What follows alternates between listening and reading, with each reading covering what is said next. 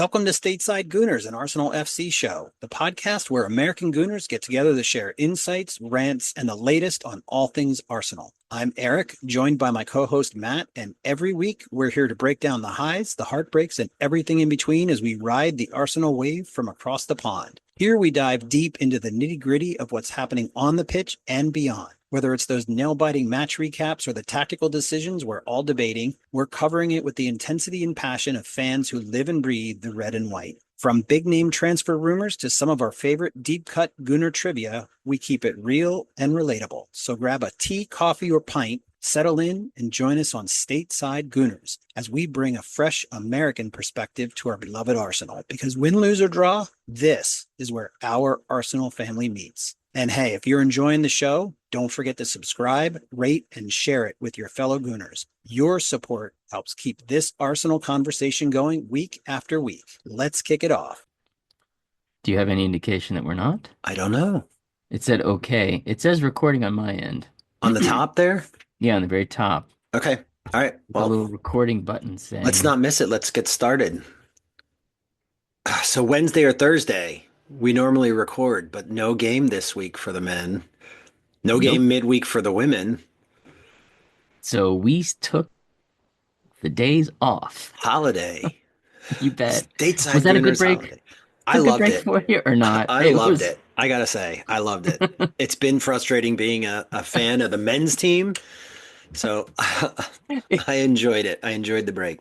Yes, I likewise enjoyed the mental break of having to think about Arsenal and how they solved the striker problem. I went and bought the ingredients, and my younger daughter and I made a Star Wars treat and a Lord of the Rings treat. Matt, we made anybody who knows The Mandalorian, I think it was the second season, we made Empire travel biscuits.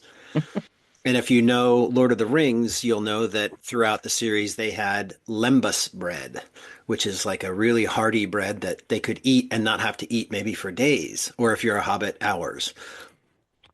Right, So, the hobbits eat all the time. right? Second breakfast, Exactly. Yep. Yes, of course. 11Z's, lunch, secondly, yeah, all of that. So anyway, well, Yes, it was welcome to step away, do some other things in life.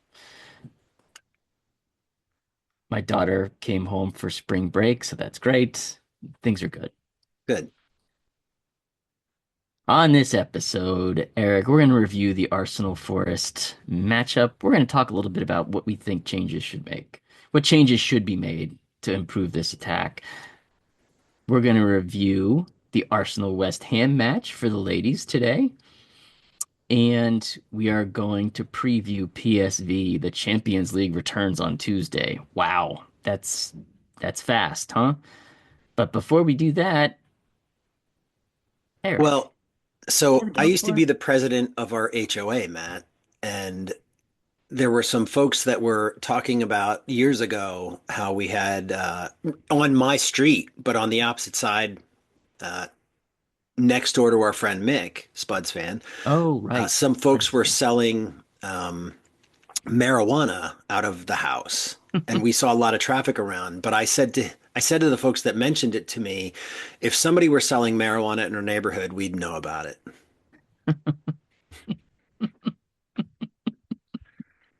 So yeah, we'd know about it. Oh dear. Oh boy. Okay, folks. Let's move on to Forest. Forest Arsenal. Surprises for me. Again, yellow card in the first 5 minutes. Cards have been very impactful on our season. I don't think so. You don't think? Boy, oh boy, those guys, their legs. Yeah, they've just been very, very, very harmful. I don't know what we do to get those out of our system, but let's get them out of our system. I have a. I want to do a segment soon about cards, but about referees because I think we grit our teeth about referees, and I think we look at it from the perspective. I'm going to take a different angle on referees, Matt. So this is going to be something coming up. I need to do some research, but As long as you tell me you don't like them, that's and there not are where certain ones that you're gonna this was like. going. So yeah, Thank well, goodness. it's not about I'm it's not about liking I'm in them. it. It's not about not liking them. It's about thinking about it from their perspective. So I have to really put myself into someone else's shoes here, but these yellow cards are insane. And the fact that he got it is in the first couple minutes like that is almost as insane as I talked about Ana's shorts, and they were Yeah, those ridiculous. were. I hope everybody did catch those again. They are way too funny to see. Did you know Forest has only lost two games at home this season, and that their goalie has the most clean sheets in the Premier League this season? That's according to the fine announcers. And you were listening to the announcers? I did. Yes, I did listen to the announcers this time around. So two things I have to say about that. Who are you and what did you do with my friend Matt? And second, I knew both of those things as soon as you told them to me. Yeah, I did listen to the announcers. What are you gonna do? Sometimes it's good to check in once in a while and see if they are as nutty as I think they are. How's that? You didn't like our free kicks. No, I thought our execution of free kicks was terrible all game. Or, well, not all game. I thought there were some moments where we had good ones. We'll talk about it a little bit in the once we get to moments, but I thought I thought our free kick expert would come up with a way to attack how Forest were defending our free kicks. I personally like mushrooms. I like them in a lot of places. I like them in a lot of foods. I like them on This just especially meats, this mushrooms and meats. and this struck me as funny. It was late in the game, and I look up and I see Tierney and that hair. What? It struck me as he looks like a mushroom with that haircut. And boy, he needs something better. He needs something a little bit better, doesn't he? I think he does. Honestly, I didn't notice it. You didn't It didn't stick out go for back me. and watch it. It stuck out to me, and I don't know why. In the Awful. beginning of Stateside Gooners, though, mushroom haircuts and ridiculous shorts were definitely real candidates for three quick things. So, You bet they were. all right, real quick. Moment. So 3 minutes, yellow card to Ricky. That really shoots us in the foot as we head into the second half. So we'll chat about that in a little second. But 4 minutes, they get a yellow card to their center back for a delay of the restart. It was a very intentional delay of restart. It was a very easy call to make, frankly. It wasn't one of those interpretation things. Uh, we had an early corner. Forest defending it, the corners, they were more zonal marking, and they were all inside the posts of the goal.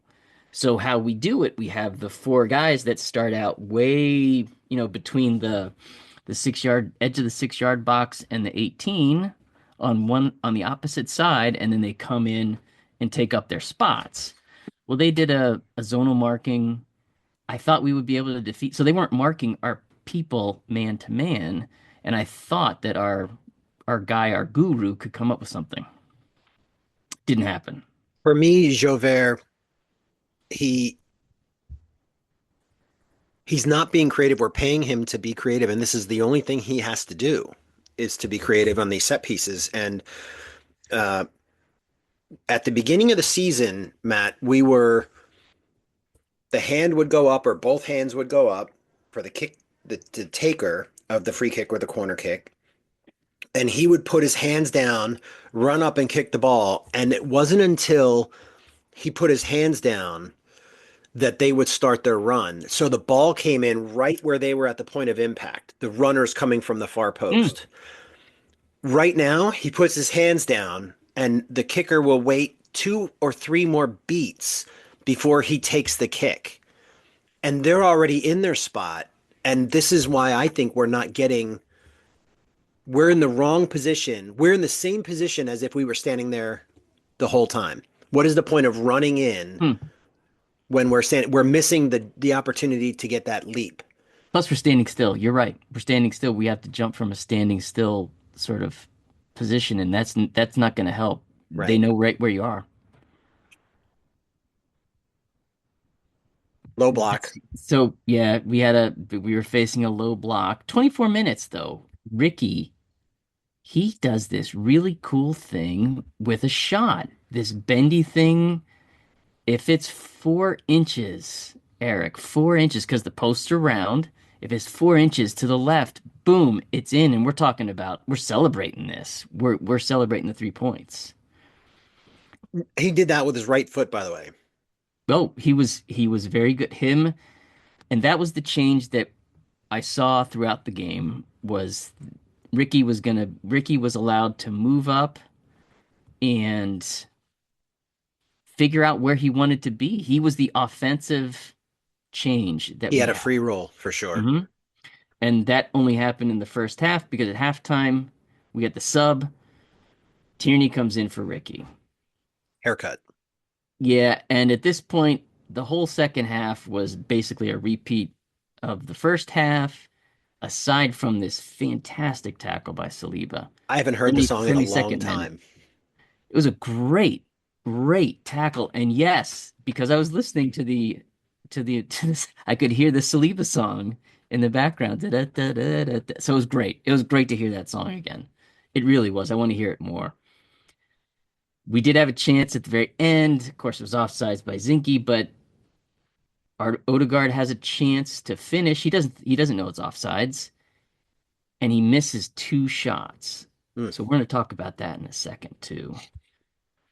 So Eric, what changes would you make to this offense? I mean, the game ended 0-0. That's what I had predicted. So, I mean, what do we got? So What you're do you going to talk about change? Marino, but Yes. you also talk about, and you were going to talk about a change of formation. I would agree with your 4-2-3-1. I think that would allow Martin to play number 10 behind the striker, whoever is going to play, the center forward. Let's not say striker, but the center forward. So on the right hand side, we would have Waneri. On the left hand side, maybe Marino, or throw Tierney or Ricky on the left wing until we get Martinelli back, or put Tross on the left wing, or maybe you're going to talk about putting him up top. I think that would give us Rice and or Marino and Jorginho or Thomas to sit in that number 6 role. And when we invert the left back, inevitably MLS in this, I would think, if we're playing somebody else on the left back farther forward, it would basically give us 3 in the back, and then 2, and then 4, and then 1. And I like that, as everybody can push further forward. And I think with the people that we have, and I talked about maybe changing formation to give us more midfielders, since we have so many midfielders, and it could include some defenders into the midfield, whether that's White or, but push those guys forward to give us more opportunity to put midfielders and defense people in, because we don't have forwards.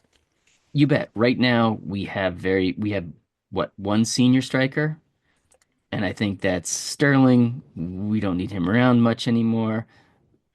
Oh, I guess it's Tross. We got Tross. So what I'd like to see is us play some of the kids also at striker. We've got some academy kids that have played this position. They've played in the system that, Arsenal play in. Let's give them a go. I want to see that happen, but we haven't seen that happen. They played striker. Let's let them play striker. I think there's players that we have that are getting time that I'd rather not see getting time, at least in the league, because we're not going to have them next year. Play the kids in the league, in the Premier League. Get them that experience of playing in the league. I also want to start Ben White. I want to see what Ben White can do on the right hand side working with Waneri. I am really interested in seeing how that happens. I think Ben is okay. He's healthy enough to play. Let's do it. And then finally the counterattacks. And I think the formation, the 4-2-3-1, gives us that more opportunity to do those It counterattacking does. I only hope that because Arteta is willing to make a change. it's just like it's so slow. It's like in basketball, you're not trying any fast breaks. You're just waiting Let's do and you're 30 slow walking it up. let's do 30 seconds on this these last thoughts, so we can make sure we have time to get to these other things. You You're not bet. as Well, unhappy with this result. I'm not. I'm not, given that Forest, they don't give up many goals. They don't lose at home. I'm okay with that. Now maybe that's rationalizing the result after the fact. Sure would have been great to have that ball 4 inches to the left so that we could be talking about a win. That's what she said. I think that it is a rationalization, and we've rationalized every time we've gotten a draw instead of a win. We've wished that the ball was just a little lower, a little further inside, or that it wasn't offsides, or too many times this season. So, like, I'm really kind of sick and tired of that, to be honest. Martin Ødegaard, do we have enough time to chat about him? Does he have what should we do with Martin? I personally think we need to relieve him of some of his responsibilities. I think he's getting way too jammed up in his head. I think he needs to be relieved of some of that. He doesn't have to always lead the press. We want him to be the creative force so that we can get the opportunities, so we can get the shots and get the goals. I think it's more than that. I think he needs to be relieved of the captaincy and not as a negative thing, but as a positive thing. Shaka was relieved of the captaincy because he was a dick. Yes. He played so much better when he wasn't the captain. In the year that Emery was there, and in the following year, and then the year after that, whatever the amount of time that he wasn't captain was, he was better. So I think I would put the captaincy on Big Gabby. Mm, He's got a big mouth and he uses it, and he's not afraid to tell people when they did a good job, and he's not afraid to tell. And think about Jack Porter. Is that his name? The goalie that came in at 16 and got rounded, and Gabby was the first yeah, one back yeah. there to cheer him on. He's the captain when it's a set piece. He's always telling people where to go. He looks at Jover and he calls the play. Just give him the armband for the rest of the season. Take that burden off Odegaard and let him just do what he does. Yeah, I'd like to see Odegaard smile again. I really would. So the Arsenal women, they had a game today. We're recording on Sunday. Played West Ham. Oh my gosh, what a game this was. Surprises for me, we gave up 2 goals in the first 15 minutes, Eric, That's both off rare. of corners. What? I have never seen this happen I before don't think in so. I think since under Renee's been Slegers. on this team, it's never happened. She does not do this. Really sluggish start. The the women weren't I, I I don't know if it's a case of everybody had gone their separate ways for the last 2 weeks playing international, some on different continents playing international soccer. 15 of them were gone. So everybody comes back on a Thursday, maybe Friday, and you got to reassemble, assemble Avengers. And, how do you do that? And I just think that didn't work very well this time around. And that I believe is responsible for the sluggish start. There wasn't a whole lot of cohesiveness, It makes a lot of and sense. that was poor. We did see Palova on the bench. How Love about it. that? Love it. And I couldn't believe that the squad as a whole is pretty healthy.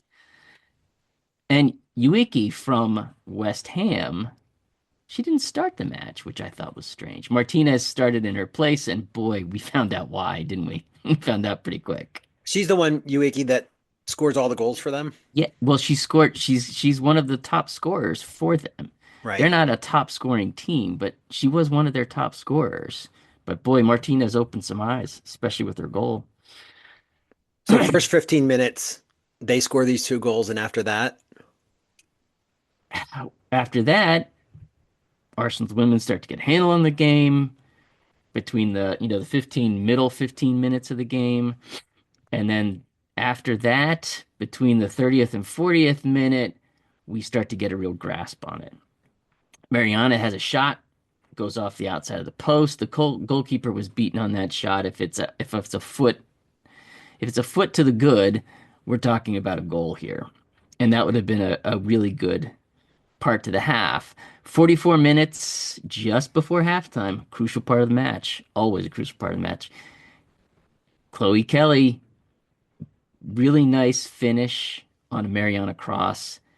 The cross, it skipped off of the penalty spot area, and she put her laces through it. I don't know if you had a chance to see that goal, but oh my goodness, go watch it. It's a fabulous goal. And One time, you've been waiting to see what she's going to come up with. and I was very impressed with that passage of movement because to hit something on your laces, coming that fast and skipping at you, it's a really good shot. You guys got to watch that. Halftime, Arsenal were feeling pretty good about things all of a sudden. 2-1 after those first 15 minutes. XG at that point 1.76 for Arsenal. Of course, we got the one goal. West Ham 0.64. They got the two. Blackstenius comes on for Manum at halftime. Most likely, she was put on to stretch the defense because that's her role. That's what Slegers has said she likes to do with her, and that opens up more space underneath. And this is a typical sub for Slegers. She'll And then we push. had a handful of like, I don't know, maybe just slightly more than a handful of minutes that went our way. Yeah, and then all of a sudden West Ham score again. And this is a fantastic goal. Henshaw picks up the ball at midfield, driving run, goes by a number of our players, slips the ball to Martinez, who went by Catley way too easily. And it was a simple finish by her into the back of the net. And all of a sudden, we're down 3-1. Oh, And I was too early, but then we had a few minutes go our way. yes, now a few minutes. Yeah, 6 to be exact, Eric. So in that 6 minutes, we scored thrice. It was unbelievable. McCabe scores off of a second ball recovery from a Russo cross in the box. Really tight angle, impossible angle. Master of the near post. That's what I will give McCabe on this one. It was unbelievable. She was a left wing at one point, so Terrific finish. Absolutely. And everybody is pumped at that point. You can see the players really excited, really, really going to back in the turn the game. corner. Second goal comes a couple of minutes later. There's a corner. Chloe Kelly, she's got the ball. She takes the corner directly onto Williamson's head. Now, Williamson's probably at the penalty spot, and she clocks it and it hits the crossbar and does the thing where it hits the crossbar and goes right in the back of the net, which I always like to hear the sound of the crossbar getting hit and Ping. then finishing. So that was fun. And typical West Ham, they're a bunch of tall players. They don't give up these kind of goals. They really don't. And then our third goal in this span, penalty from Mariana. Now, we do complain a lot about the referees on this podcast, but this particular case, the referee, he missed it. He missed the handball. His assistant referee pulls him over. They have a conversation, and he awards the penalty. So this is all done without any kind of VAR review, etc. So this is how it's supposed to work. Really nice penalty by Mariana as far as location.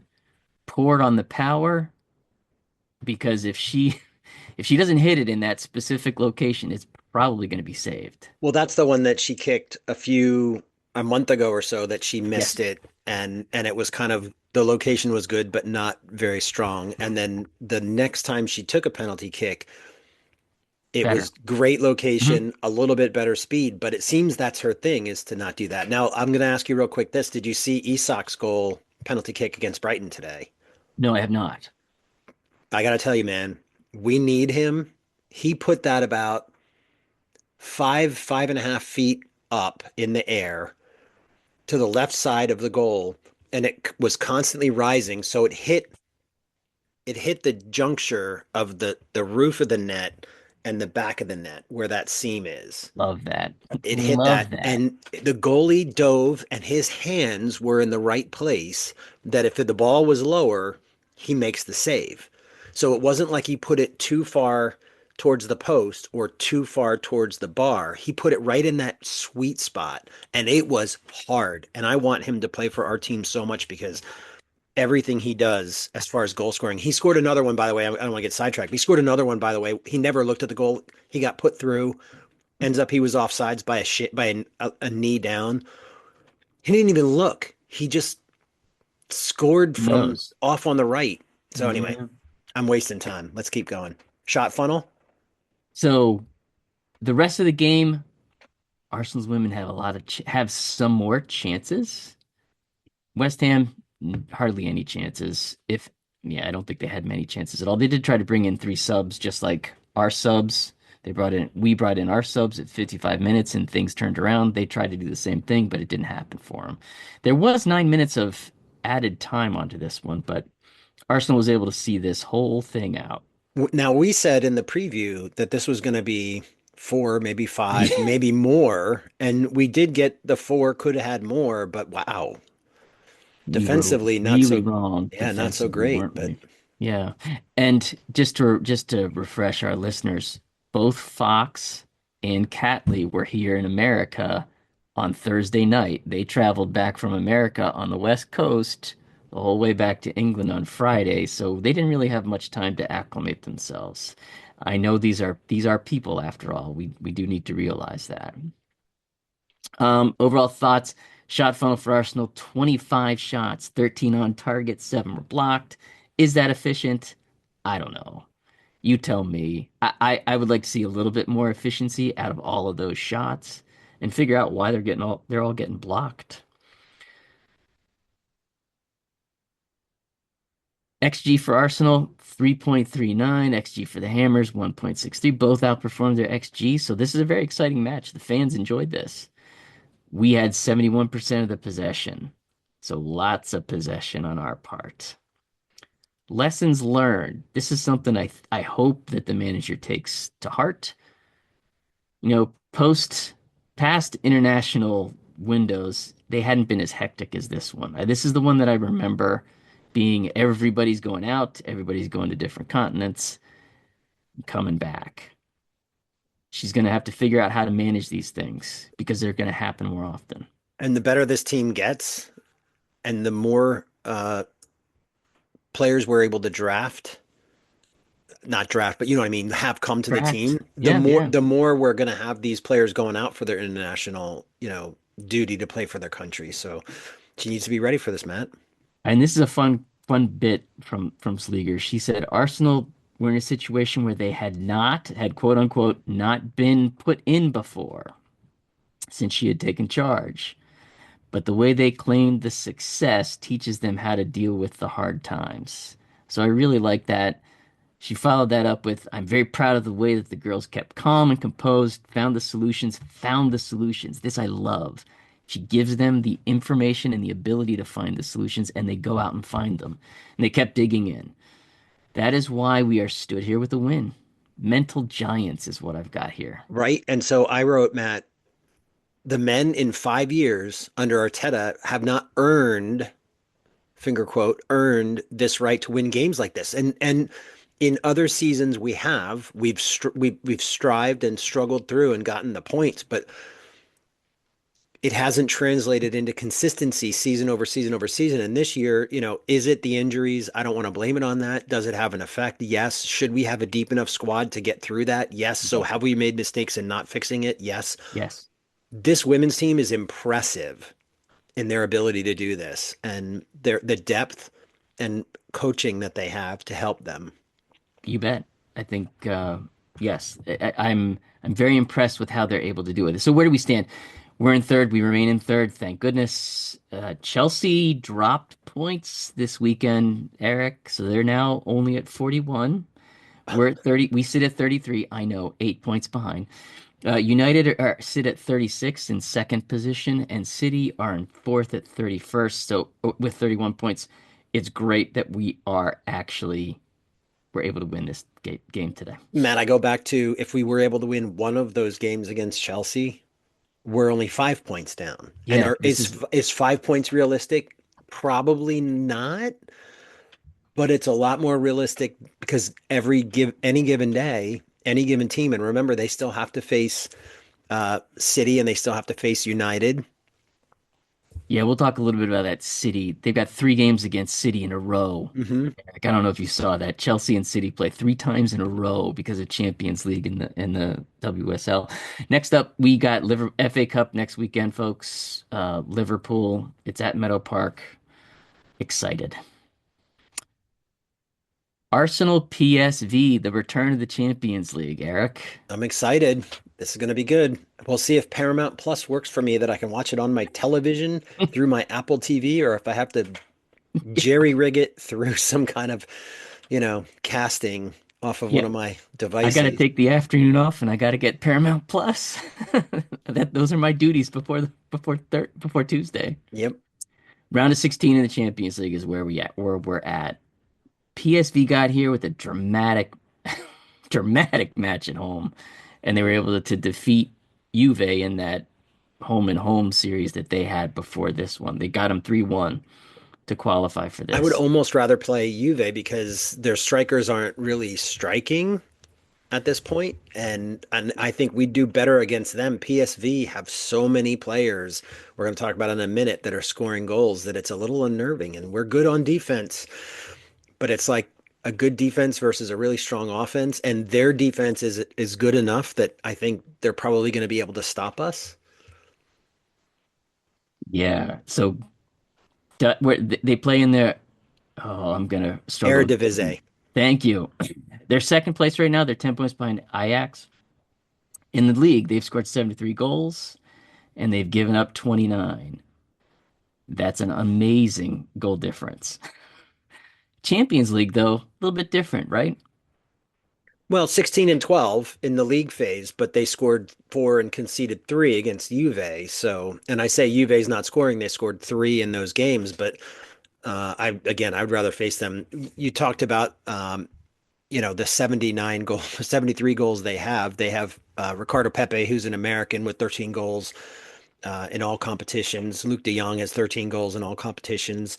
And they have three other players with nine or more goals in all Un competitions. And so, I think one of those guys isn't going to be able to play in this game, but it's not like they're the only ones they have. They've got a guy with seven, they've got a guy with eight. I mean, they have goals coming from everywhere, Matt, and we got goals coming from where? Nowhere. We Nowhere. got no Yes. no goals from anybody in a while, and I'm really worried about it. So I think my take on this game is we're going into their stadium. This is the only time that we're going to have the second game in our hands, right? Yes, correct. Every time after this, we have to have We the game leave. first. So if we Yes. can hold them to a 0-0 in this game at their stadium, I think maybe it gives us time that could we possibly get Martinelli back? Could we possibly have Saka for 20 minutes at the end of the game? I don't know. But we stand a better chance of scoring a goal at home than we do on the road. And can we get some of our senior strikers back by the time we play the reverse fixture? That I think is also part of this equation in the bigger picture, or we have worked out our challenges that we have with offense right Right. now. And we played them recently in the last couple of years, but it didn't matter, or did it matter? I don't know. I mean, Yeah, I mean, one of them mattered that when we played our game at home, 4-0 win, it mattered in the group stage of the Champions League. The second one, it was December. I mean, I looked up some of the players. We had ESR was playing, Reece Nelson was playing. Some of our second tier kind of players were participating in that Champions League dead rubber, as they call it. So it wasn't that. I don't think the 1-1 is indicative of. I guess the point is we've played them, we're familiar enough with them, we've been there. It's not going to be something completely out of routine for us. Of interest for our listeners, they do have 5 American players. Some of them won't be playing because they're injured, but they do have 5, which is remarkable. I didn't know. Is it Sergio Dest? I didn't know he Yes, played for these guys. Is he he has going to been play? It injured looks like he's not. all year. Yeah, That's his problem. He has been injured all year. He's got that's problems. why I didn't know. You Yeah. think they're going to start De Yeah. Jong and not Pepe? Well, Pepe is injured. He's out until Oh, July. So he's not oh, going to I be see he will it. not be playing until yeah, he's So that's that two of happened after they played Liverpool. their top scorers. So, but they'll have De Jong with 13, Bakayoko with Yeah, 9, Lang with 7, yeah, they have Gustil enough. with 8, and Saibari with 9. So they're going to have a lot of players. I don't know all the players on their team, and to me, it doesn't matter. I know that they're really good. I know that they've done well enough in this competition to get to the last 16, and it's all up for grabs. You bet. It I is all wouldn't, up for grabs. and I would not have picked them to beat, and I think I didn't pick them to beat the Italians. No, no, I did not pick them to beat the Italians. I believed Juve was gonna defeat them, especially after the first match. Bunch of guys having a bunch of goals, and they didn't. Juve didn't do it. Matchups of interest in this game. For me, it's all of the scoring that you just talked about against the defense. Hmm. Period. We need to bring our defensive posture, our platform, everything that's been drilled into these guys' heads and be ready to play for the full 90 minutes. And to me, that means no Ricky at left back. Not at all. Can't happen. It cannot happen. Well, and MLS doesn't have any problems, you know, at this He's got point. He good can play speed. in both competitions, so we should see him. We can do some creative things with Ricky and keep him further up where he doesn't have to sprint back. So, Eric, what do you think Arsenal do? In terms of our lineup, well, we've got what, about a minute? I think we do our normal. I think we got to do White, Saliba, Gabby, MLS. I would like to see maybe Jorginho instead of Thomas. Hmm.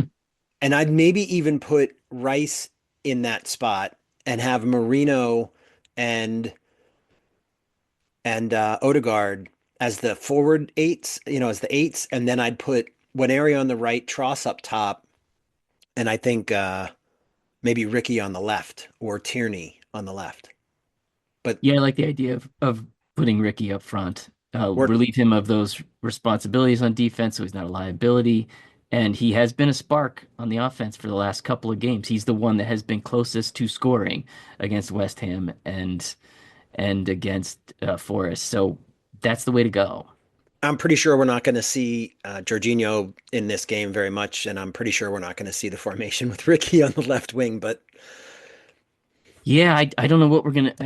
I just think it needs to be something different. You've had some time, Wednesday to Tuesday. You've got time, we and have two hopefully he minutes just for builds three something. quick things. Three quick things. Okay, folks, you saw the goal by Emily Fox last month against Tottenham.